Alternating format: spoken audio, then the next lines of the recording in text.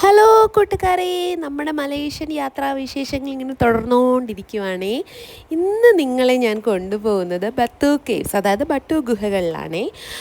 മലേഷ്യയുടെ ക്യാപിറ്റലായ കോലാലംപൂരിൽ നിന്ന് 13 കിലോമീറ്റർ അകലെയാണ് ഈ സെഹങ്കോ, പ്രകൃതിദത്തമായ ചുണ്ണാമ്പ് കല്ലുകളുടെ ഗുഹകൾ.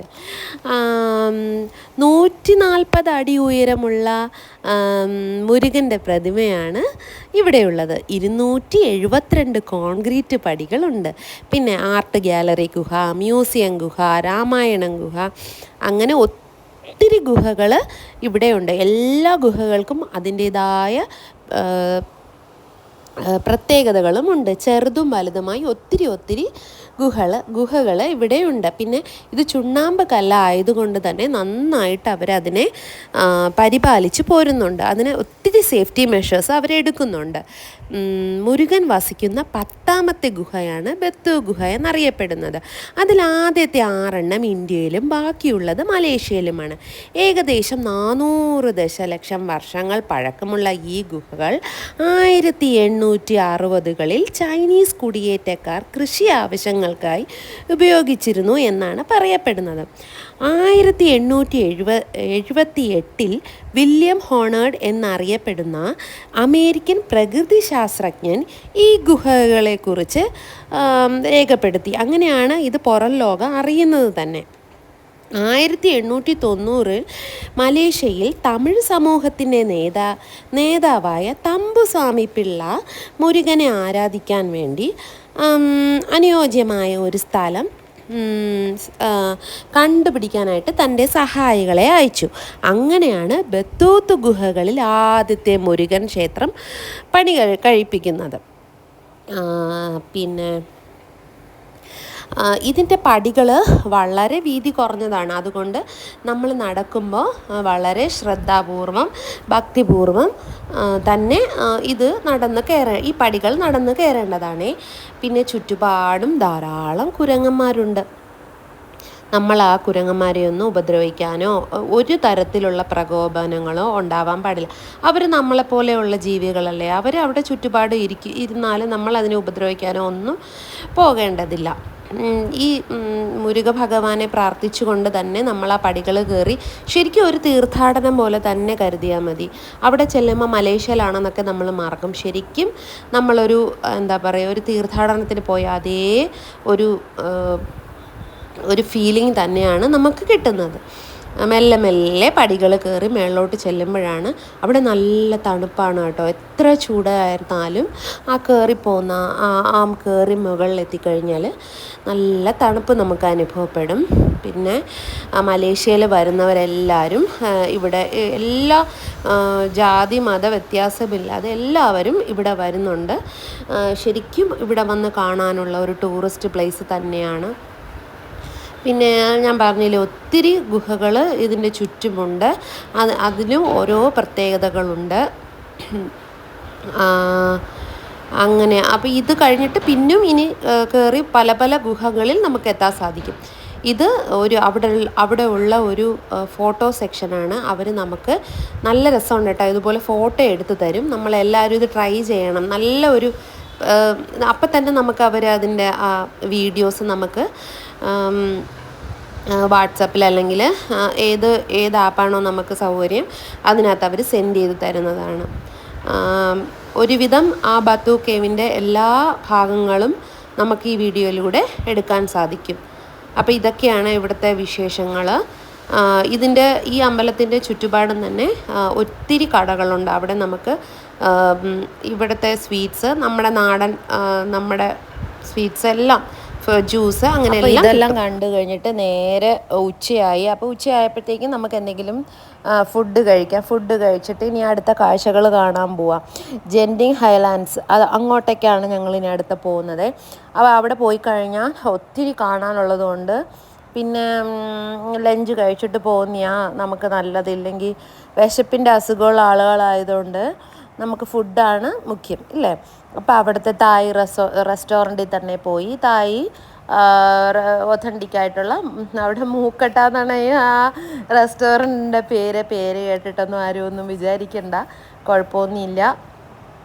ടേസ്റ്റൊക്കെ ഓക്കെ ആയിരുന്നു. അപ്പം ഞങ്ങൾക്ക് പിന്നെ സെർവ് ചെയ്യാൻ വന്ന അവിടുത്തെ ഒരു തായി റെസ്റ്റോറൻറ്റിലൊരു ലേഡിയാണ്. അവസാനം ഞങ്ങൾ പറഞ്ഞു ഒപ്പിച്ചു, എല്ലാം പറഞ്ഞു മനസ്സിലാക്കി. അപ്പോൾ നമ്മൾ ഓർഡർ ചെയ്ത സംഭവങ്ങളെല്ലാം അവർക്ക് മനസ്സിലായെന്ന് തോന്നുന്നു.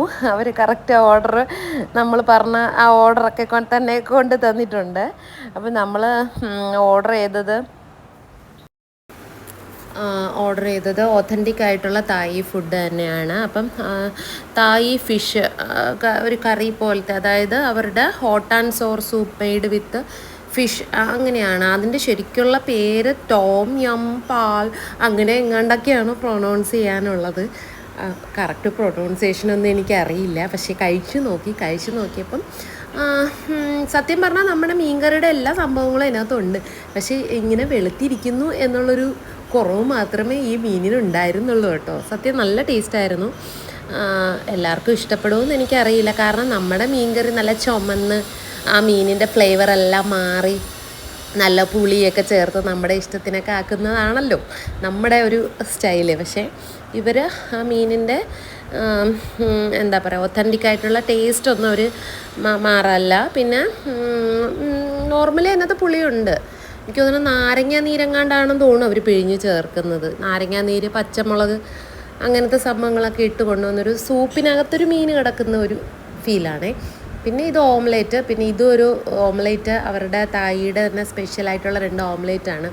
ഇതെനിക്ക് അത്ര ഇഷ്ടപ്പെട്ടില്ല. ഇത് ഭയങ്കര ഒരു ഡീപ്പ് ഫ്രൈ എഗ്ഗ് ചെയ്തിട്ട് പിന്നെ സ്ക്രാമ്പിൾ ചെയ്തെടുത്ത ഒരു സംഭവം പോലെ തോന്നി. എനിക്ക് അത്ര ഇഷ്ടപ്പെട്ടില്ല. ഭയങ്കര ക്രിസ്പി ആയിരുന്നു. അത് ഇഷ്ടപ്പെടുന്ന അപ്പോൾ എൻ്റെ കൂടെ വന്ന ഹസ്ബൻഡിനും ഫ്രണ്ടിനും ഒക്കെ ഇഷ്ടപ്പെട്ടു. എന്താണെന്നറിയില്ല. ഇത് നമ്മളെ നോർമൽ ഓംലേറ്റ് പോലെയൊക്കെ തന്നെ ഉണ്ടായിരുന്നു.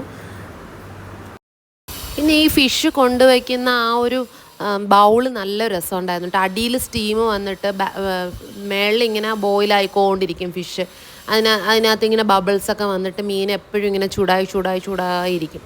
അങ്ങനത്തെ ഒരു പ്രത്യേകതരം ബൗളാണ് കേട്ടോ. അത് കൊള്ളാം. അത് എപ്പോഴും നല്ല ചൂടായിട്ട് തന്നെ ആ മീൻകറി ഇരിക്കും. പിന്നെ ഓർഡർ ചെയ്തത് ഇതാണ്, റൈസ് ഓർഡർ ചെയ്തു. പൈനാപ്പിൾ റൈസും ഒരു എഗ്ഗ് ഫ്രൈഡ് റൈസും ഓർഡർ ചെയ്തു. അത് കഴിഞ്ഞിട്ട് എനിക്ക് പിന്നെ നല്ല ടേസ്റ്റായിട്ട് തോന്നിയത് പൈനാപ്പിൾ ഫ്രൈഡ് റൈസ് സൂപ്പറാണ്. ഇത് നമ്മുടെ കണവയാണ് കേട്ടോ. കണവ ഹണി സോസിൽ ഡിപ്പ് ചെയ്ത് കഴിക്കണം. അത് സൂപ്പറായിരുന്നു. ഡീപ്പ് ഫ്രൈ നല്ല ക്രിസ്പി ആയിരുന്നു കേട്ടോ. അപ്പോൾ ആ കണവയും മസ്റ്റ് ട്രൈ ആണ്. നല്ല ടേസ്റ്റായിരുന്നു. പിന്നെ വേറെ ഈ പൈനാപ്പിൾ റൈസ് സൂപ്പറായിരുന്നു. എഗ് ഫ്രൈഡ് റൈസ് കുഴപ്പമില്ല, നമുക്ക് കഴിക്കാൻ പറ്റുന്നതാണ്. പിന്നെ ഈ ഫിഷ് ഞാൻ റെക്കമെൻഡ് ചെയ്യുന്നില്ല, കാരണം എല്ലാവർക്കും ഇഷ്ടപ്പെടുമെന്ന് എനിക്കറിയില്ല. പിന്നെ എൻ്റെ ദൈവമേ, മാംഗോ സ്റ്റിക്കി റൈസ് ഒരു രക്ഷയില്ല കൂട്ടുകാരെ. നിങ്ങളൊന്നും ട്രൈ ചെയ്തില്ലെങ്കിൽ ഈ മാംഗോ സ്റ്റിക്കി റൈസ് തീർച്ചയായിട്ടും ഞാൻ ഒരുപാട് വർഷത്തെ ആഗ്രഹങ്ങൾ സബലീകരിച്ച ഒരു നിമിഷമായിരുന്നു ഇത്. ഞാനിങ്ങനെ കേട്ട് ഇങ്ങനെ ഹൈപ്പിൽ കൊണ്ടുവച്ചിരുന്ന ഒരു സംഭവമാണ് ഈ മാംഗോ സ്റ്റിക്കി റൈസ്. പക്ഷേ ഹൈപ്പിൽ നിന്ന് ഒട്ടും തന്നെ താഴെ പോയില്ല കൂട്ടുകാരെ. അടിപൊളി എന്ന് പറഞ്ഞാൽ അടിപൊളി സംഭവമാണ്. ഞാൻ ലാസ്റ്റ് സ്പൂണൊക്കെ എടുത്ത് കളഞ്ഞിട്ട് നമ്മൾ സ്റ്റിക്കി റൈസും ഒഴിക്കുന്ന ആ ഒരു സംഭവം ഉണ്ടല്ലോ, അതെല്ലാം കൂടെ കുഴച്ച് നമ്മളെ മലയാളിത്തം ഞാൻ കളഞ്ഞില്ല കൂട്ടുകാരെ, കളഞ്ഞില്ല. സൂപ്പറാണ്. എല്ലാവരും ട്രൈ ചെയ്ത് നോക്കണം. നല്ല ടേസ്റ്റാണ്. ഞാൻ അതിലങ്ങ് അഡിക്റ്റ് ആയിപ്പോയി. സത്യം എനിക്കത് ഇവിടെ നാട്ടിൽ വന്നിട്ടും എനിക്ക് മിസ്സാവുന്നുണ്ട്. ഇനി അവിടെ പോകണം എന്നുള്ളൊരു ആഗ്രഹം വരുമ്പോൾ പ്രധാന അട്രാക്ഷൻ ഈ മാംഗോ സ്റ്റിക്കി റൈസാണ്. ആ ഒഴിക്കുന്ന സംഭവം ഉണ്ടല്ലോ, തേങ്ങാപ്പാൽ, കട്ടിയുള്ള തേങ്ങാപ്പാൽ. എനിക്ക് തോന്നുന്നത് നല്ല ഒരുവിധം വിളഞ്ഞ കരിക്കുണ്ടല്ലോ, അതിനെ നന്നായിട്ട് അരച്ചിട്ടാണ് അവർ ഇതുണ്ടാക്കുന്നതെന്നാണ് എനിക്ക് തോന്നണത്. എൻ്റെ കണ്ടുപിടുത്തമാണ്, എനിക്കറിയില്ല. എന്തായാലും നമ്മൾ ഈ നാട്ടിലുണ്ടാക്കിയാലൊന്നും ആ ടേസ്റ്റ് കിട്ടുമെന്ന് എനിക്ക് തോന്നുന്നില്ല. നല്ല മാങ്ങയാണ് അവിടെ, നല്ല ഫ്രൂട്ട്സൊക്കെ സൂപ്പറാണ്. അവിടെ ചെന്ന് ഫ്രൂട്ട്സ് എല്ലാം ട്രൈ ചെയ്ത് നോക്കാം. പിന്നെന്താണ്, ഇതിൻ്റെ വിശേഷങ്ങൾ, ഈ മാംഗോ സ്റ്റിക്കി റൈസിൻ്റെ വിശേഷം എത്ര പറഞ്ഞാലും തീരൂല, അത്ര ടേസ്റ്റാണ്. എല്ലാവരും ട്രൈ ചെയ്ത് നോക്കണം. അപ്പുറത്തിരിക്കുന്നത് മറ്റേ ഡീപ്പ് ഫ്രൈ ചെയ്ത കണവയാണ് കേട്ടോ. ആ മാംഗോ സ്റ്റിക്കി റൈസിൻ്റെ അടുത്തിരുന്ന് ആ 2 ഡിഷുമാണ് എനിക്ക് ഏറ്റവും നല്ല ഇഷ്ടപ്പെട്ടത്.